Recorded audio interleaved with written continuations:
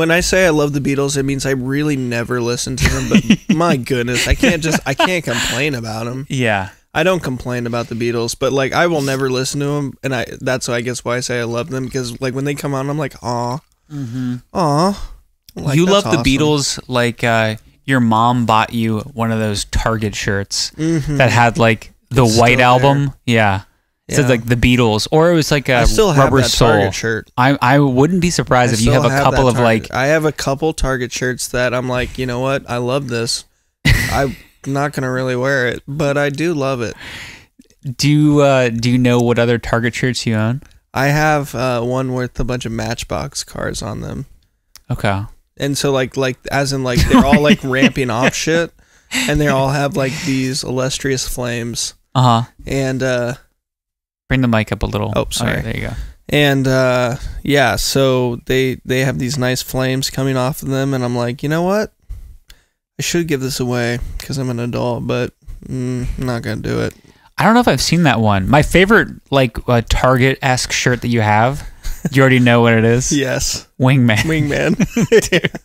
Mario with a wing cap. I would wear that today. It's my favorite. Light blue. Dude, it's beautiful. It's classic. Brings I love out it. my eyes. Oh my God. So funny. Yeah. Just amazing. Yeah. Wingman is like one of the best shirts I own. And I don't know where it's at. I honestly think it's gone. I'm going to have to like Amazon that shit and get another Wingman shirt. My favorite combo when we lived together was Wingman on top, Khaki and then shorts. No, just boxers. Grinch boxers. Yeah, dude, this the red Grinch boxers with the Grinch's face on it, dude. I remember those. I don't know. Oh, they're red. God. Yeah. It's like they're red. It's like the Grinch in Christmas. It's red with green. It's like the Grinch's face, but it's red around the side for the red hat. Again, we're gonna have to agree to disagree. It is green boxers. You think they're? Wait, you think they're 100% green? 100%. Oh my God. Like I'm saying, well, how about this? I'll go 98%. Like he might have had a red cap, but it's green boxers, dude. Let's not beat around the bush. Okay, well, my memory is escaping me because I remember red boxers. Like it's like a close up of the Grinch's face when he had his red cap on. So like there's like red it's surrounding, definitely not. But like it's his face. I think the on red the was front over part. my crotchal area. To be fair. Really? So maybe that's why it's like. I thought his nose was around the crotch area. Honestly, yeah. No, that was Stewie, because I had Family Guy boxers as well.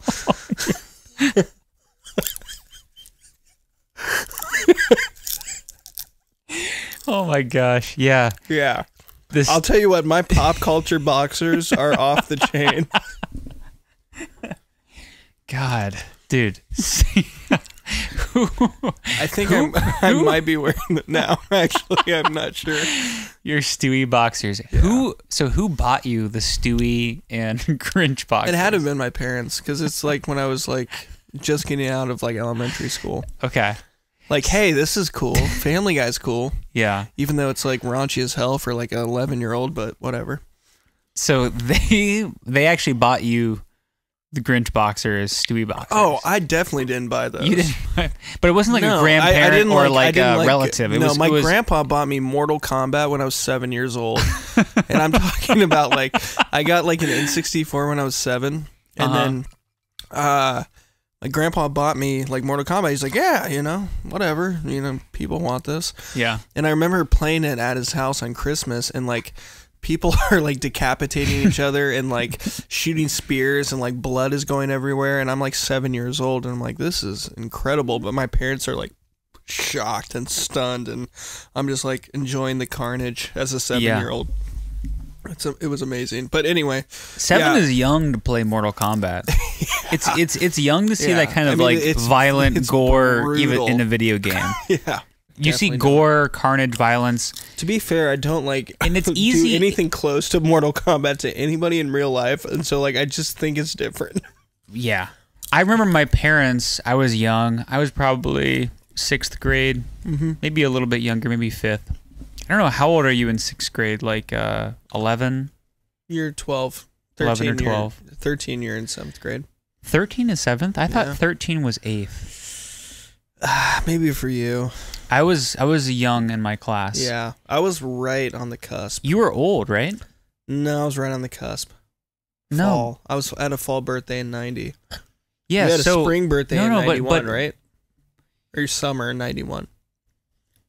Your Your summer in 91. Yeah. I'm fall of 90. That's so you're almost a year older than me. Almost. You're 10 months. Oh wow. You're Really? 10 months. I'm July of crazy. 1991. I'm a elder You're statesman. September Wow. of 1990. So you're actually old for your class. Am I? Yeah. I thought it was just like the normal thing. No. I actually had I know like 6 people older than me. So you were 18 your senior year. Yes. See, I was 17 my senior year. I graduated 17. Wow. I turned 18 in the summer. Yeah. Wow. Okay. Yeah. So I'm a young man. Congrats. Yeah, that's why I'm 29. I'm living up my 29th birthday. Yes. And I still have it's Sunday, about it's 6 Sunday months to evening go. for yeah. you. No, not Sunday. It's Sunday afternoon. Sunday afternoon. Well, like, I would venture to say for you it's Sunday at 4 p.m. No, not that. No, not that I late. think it is. Come January, it's 4 p.m. Right now, I've had breakfast. Oh, really? Okay. And I'm Are playing you May? a little. Are you May? I'm July. Oh, July. Yeah. Yeah. You're Dude. not even close to 4 p.m. No.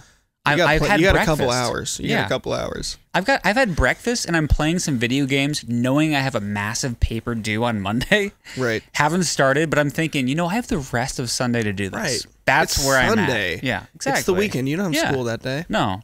No. I have some Goombas to jump on. Absolutely. Okay? I've and I have been some there, and I stars to love collect. it. So Yes. I'm going to postpone. But in the back of my head, I realize, I have a paper.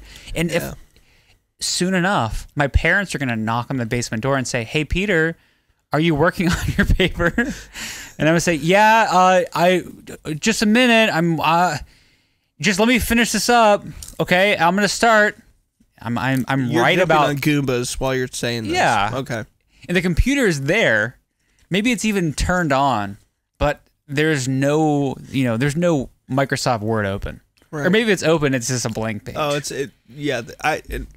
what I'm seeing is the laptop or even the desktop is folded on top of each other. I guess is like how I'm seeing this. Yeah. Like it's shut. Yeah, it's not even. There's opened. no real thought going into it. That's where I'm at. So I was a young man for my class. Right. So I don't know how old you are in like 7th or 6th grade, but anyway, I was in 6th grade and my parents, I went to a friend's house to spend the night and we were going to watch Gladiator, an R-rated movie, Amazing. a lot of gore. Been okay. there. I've been there. When I was young. The parent of my friend said, "Hey, I want to make sure that you're allowed to watch this. Joaquin Phoenix is in it. Can you call He's your parents? questionable. Okay, can you call your parents and ask them?" So I call my parents up and say, "Hey, we're gonna watch this movie. It's called Gladiator. Can I watch it?" They said, "Okay, what's it rated?" "It's rated R." "Okay, what's it rated R for?" It looks like on the back of the cover, gore, violence, language. Okay, that's no problem. However, I remember wanting to watch like a PG-13 movie. I think it was like one of the. No, it was like maybe scary movie. There was a PG-13 movie. Maybe it was Dude. The Ring? I think it might have been Dude, Where's My Car or Dude, something. Where's My Car? No, that's R as hell. No, I think it's PG-13. Super R. You can look no. it up. Hey, can someone look that up? No, it's got to be PG-13. It's R as hell. No. Yeah, dude. Really? Yes. Dude, Where's My Car is R. Okay. Again, here's the thing. I feel my very point that strongly- I'm trying to say is this. I'd bet like $20 on it. Okay. My point is this. My parents were very cool I'll look it up with right now. gore and violence. But when it came to sexuality and sexual content, they were much more strict. And that just kind of furthers your whole point that Right. your grandpa can buy you Mortal Kombat, but he can't buy you Dude, Where's My Car? No, he can't buy you Conker's Bad Fur Day. But did you have any other classic boxers besides the Stewie and the Grinch? Stewie, Grinch, It was really just Family Guy, and I think The Grinch. I had some. The Grinch is so wholesome to have as boxers. it's wholesome. And Simpsons. I had Simpsons boxers. Was it Homer? I think it was like the Homer. whole cast. The only thing I remember is like for sure is the Stewie Griffin boxers, and it just said, "What the deuce are you looking at?" and like right over the crotch. Oh man, what the deuce are you looking at? That's that is really, really funny. That is that didn't get much airtime, but no, I didn't even understand that it was funny until later. But when I got towards my junior year, I definitely switched over to boxer briefs. Yeah, and I think I've left you in the dust at that point. You definitely did. Yeah, it's been years, and then finally I switched to boxer briefs. Really, knowing that they're better. I would actually not be that surprised if you're still rocking boxers. Here's the thing: I am a hybrid, so I will. A couple boxers make it in your routine. They make it in the routine. Stewie boxers are still there. Oh, yes. They make it into the routine, God. But like I will say, it's few and far between. But I'm like, hey, there you are. So you're 30. The Stewie boxers were probably purchased, middle school, and they're still showing up. They get washed. You know what? Yeah. I'm a simple man, dude. That is like an epic piece of clothing material. Yes. I don't know a lot of other pieces of clothing that you've had since middle school that still make it into your wardrobe. I think that's it. I don't have the Grinch boxers anymore. They were completely green. I can promise you that. There's really two. There's the Stewie Griffin ones, and then there's like these Ohio State boxers. Ooh, yeah. Yeah. Yeah. There's really just two that kind of like, you're like, you know what, you keep making the cut. You're still on the team. You're like the old running back that, you know what, I'm like, man, you should have retired years ago, but you know what, you still got a little left in you. And so they're still making the cut. That makes sense. Yeah. See, the problem with boxers though, like, is they bag. They ride up above the pants, and then they bag over. You're preaching to the choir, but they're there. And I know. They're there for me when I need them. And you can get caught in your boxer briefs, and it's not that bad. Like, it almost just looks like you're wearing some tight running shorts, okay? But you can't... It's like, good luck trying to go out in public trying to say, hey, I'm wearing some tight running shorts. I'm not saying that it's, like, passable, but it's... You can't depend on it, but it's like... It's forgivable. It's forgivable. If you get caught in just briefs... Oh, hell no. Those tidy whities are next level. Those are like, you didn't try. Those are like, I don't know. Yeah. There's like a level of... Boxer briefs provide question marks to other people. Briefs are just like, absolutely not. There's zero... everybody's discerned that it's wrong. Exactly. Yeah. And so even though maybe there's a functionality, like you're giving up that hindrance of the bunching of the leg, and you're keeping kind of everything tightened, I just felt like it was a little bit too restricting, and I also felt like it was a little bit too shameful to be caught. I mean, I'm a married man. It's not I'm being caught, but it's just like getting out of bed in just briefs. I don't know. I just can't do Even it. As a married man, I feel like that's too much. I feel like I have to like I'm totally shrug my exposed. shoulders and be like, I've been exposed I'm sorry. to my wife. I'm sorry. For a while now, and even briefs like caused me to like cringe on myself. I have to like apologize for it. Like, I know I'm just in briefs because boxer briefs are acceptable. I can go downstairs and like kind of walk around and make some coffee. It's like it has that extra leg, which like gives you like just the ambiguity. Leg, what does that mean? Are you saying like it extends down, right? The extra leg means like it's the difference between what briefs are and boxer briefs are. The only difference is a little bit of leg, like a little bit of like pant.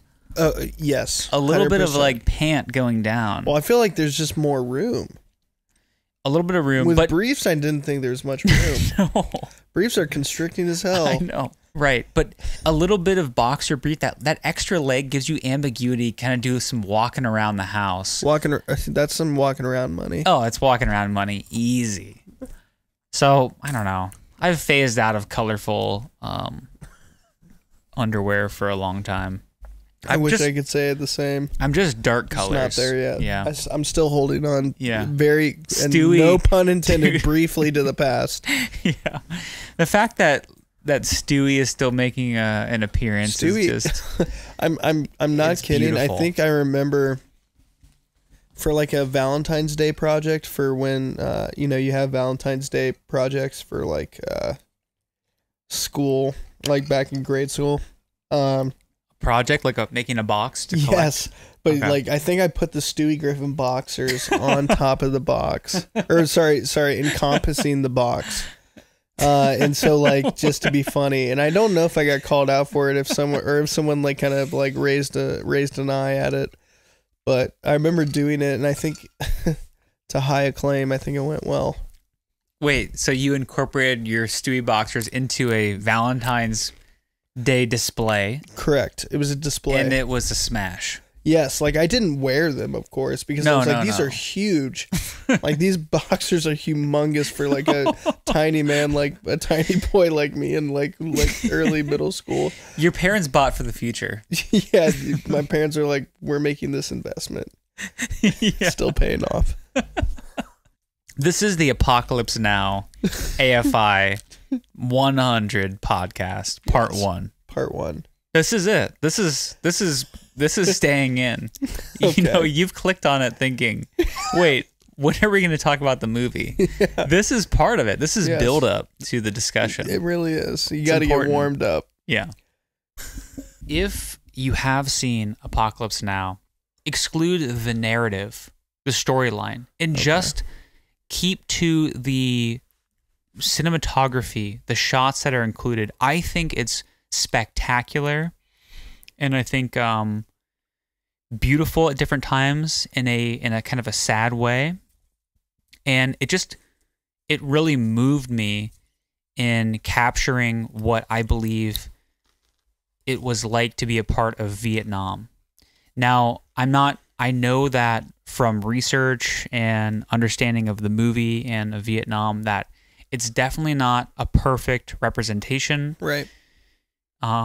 There's obvious extrapolation, but the kind of feel and vibe that you get from watching this movie and seeing the American perspective of the war on Vietnam, I think is very accurate and moving and powerful. How did you feel kind of as the movie began, knowing that I was hyping it up pretty hard? The thing that I knew about this movie was that it was insane to film. Like there's literally an entire other movie that is dedicated towards the making of this movie. The opening scene was found in like one of the trash bins of like B footage. One of the angles I want to take on this is more so the literally quote unquote magic of filmmaking. Okay. Is that you plan things and then there's all this random stuff that happens and then you're like, you know what? We can make this into an even cooler story or a cooler product if we add some of this stuff, even though we had no intention of doing this. So let's just talk about Martin Sheen in the beginning, which which mimics a lot of my morning routine. Half naked dancing, punching the mirror, eventually completely naked. True. But yeah, crying, just like blood all over everywhere. This is a normal Tuesday. This is literally how I wake up in the morning. And so Francis Ford Coppola played like a low-key manipulative psychologist to him and started asking him about all of his life problems, like portray like what's going on in your life. It's like, yeah, like how do you feel? And then just started rolling. And so like he just started like physically mimicking how he felt in real life, and he was wrestling with his own demons. And I think they got him drunk. So they got him drunk for that scene. He was wasted, and then he punched the mirror, which is real blood, and then like wiped it on his face and, started dancing. And he was also battling his own demons. So this is him literally battling his own demons, but also he was also trying to channel the character as well. So it's not like it was just him just being insane. If you're talking about originality, I've never heard of like a war movie where the plot is centered around a de facto like general leader guy that starts his own kind of like thing apart from the U.S. military to the point where it's big enough to where the U.S. military needs to like actually look into it. Yeah. So I thought that was really interesting. I'm just like I was in as soon as that came, that was like a plot of like setting that up. I'm like, okay, what the hell? I just didn't expect like that was gonna be it. Yeah. And so especially when they said like he's so charismatic to the point where we had another guy just like you trying to kill him and assassinate him, but he joined him. Yeah. And I'm like, whoa, dude, what is going on? Who is this Colonel Kurtz? And again, to point out that Colonel Kurtz is Marlon Brando. And so you're coming off the success of Godfather 1 and Godfather Part 2.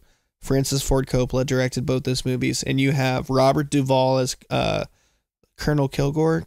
So you have Robert Duvall, who's in The Godfather. You have Marlon Brando, who's in The Godfather. I think there might be some other Godfather participants in this movie, but the success that Marlon Brando had with Godfather propelled him to be like, you know what, I'm going to take on this, even though George Lucas, who created freaking Star Wars, couldn't get this movie done. He's like, I created The Godfathers, I'm going to do this.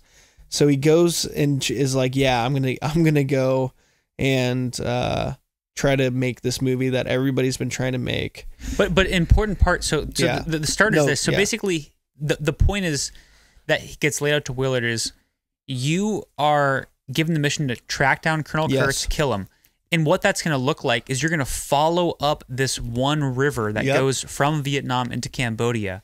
He is off past the final outpost that the U.S. has laid claim to. He's past there into Cambodia, and that's where you're going to find him. So Willard is given a team of people who are going to kind of take him on this mission. It's all secretive. No one else knows but Willard. Him. Yep. So Willard first gets teamed up with a group of guys, and they are first going out to connect with this individual who I guess it's either a lieutenant or a colonel or whatever, who's Kilgore. Wow. All right. So we get our kind of first taste of what Vietnam is like through the lens of Kilgore. So his name kind of tells it all, right? Kilgore. I mean, it shows, just... He is just a fucking animal. He is. And so the first kind of like good taste is you get the helicopters rising up and you get the song Flight of the Valkyries. Okay, can I explain this? They really filmed like, not even kidding, like 25 Black Hawk helicopters in midair, and Kilgore is like, let's have some fun, guys. Yep. And part of that fun is let's blare some music and start napalming and nuking shit. Literally this quote-unquote military excursion here where these peaceful people are living, he's using it as an excuse for recreation. Yes. And so this guy Kilgore has zero, his morality is like, well, I'm in Vietnam and I got to kill Vietnamese, so I'm going to find my own purposes in doing this. So he just goes and murders like this entire Vietnamese village from like the helicopters, like shoots missiles, machine guns, and he's just laughing. And Flight of the Valkyries is playing. It's intense. And then I heard there was like this audience back then that was like, yeah, America, yeah. And Francis Ford Coppola is like, no, like I'm trying to explain to you how messed up this is, how like there was no moral grounds for doing what they were doing to it, like people who were just living their lives. Yeah. And so Kilgore gets there, murders this entire town, sits there, and one thing that you notice in this scene is that Kilgore is Like there's all these explosions happening, and he's walking around like another Monday. Exactly. Like there's literally zero effect that war has on this guy. Yeah. There's this one kind of heartbreaking scene where there's a couple of men who are standing around a dude who is dying, and he's got like a bowl over his stomach, and they're saying, yeah, his stomach like blew up, like this bowl is holding his intestines. And Kilgore's like, well, any man like that can drink from my canteen. He's giving him some water. And then while he's in the middle of giving him some water, there's a note about like, here's this area where, we can, go surf or whatever. He gets distracted by that. He yanks his canteen away and just kind of leaves this dude. And so you get this mix of this guy really doesn't give a hell about anybody else besides himself and maybe his own individual guys. And yet then he has these times where he's like kind of somewhat pseudo-sympathetic. And then he has this other moment where they send in all the helicopters and they're bombing. There's one guy, you get a cut scene, has his legs blown off and he's like wailing. And Kilgore radios in, he says, I want all my men out of there in a hospital in 10 minutes. And then there's a Vietnam woman who throws a bomb in the helicopter right near the guy with his legs chopped off. And then everybody blows up. And he says something like, that's a shame. Yeah. But even though Kilgore's perspective is completely reprehensible, like it is not acceptable, it's really, really wrong, he actually is a lot more rational and level-headed than the rest of the people along the way as you get further and further upriver. The further you go up and the different stops that you make, the more and more depravity you see. Again, one of my favorite quotes ever is just Robert Duvall just like chilling the fuck out amongst all this mayhem and chaos and killing and death. And he's just like, you know what? I love the smell of napalm in the morning.